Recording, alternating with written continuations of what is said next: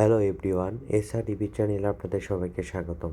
তো এখন আমরা কথা বলবো ঈদুল আজহায়, সামনে ঈদুল আজহায় যেসব সিনেমা মুক্তির অপেক্ষায় আছে সেই সব সিনেমা নিয়ে। তো প্রথমেই আমরা কথা বলবো মেগাস্টার শাকিব খানের তাণ্ডব মুভিটি নিয়ে। রায়হান রাফি পরিচালিত তাণ্ডব মুভিটি পবিত্র ঈদুল আজহায় আসতেছে, মুক্তির অপেক্ষায় আছে।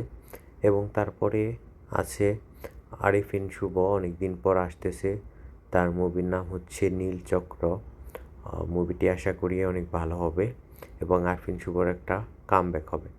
এবং তারপর কথা বলবো আদর আজাদের টগর মুভিটি নিয়ে।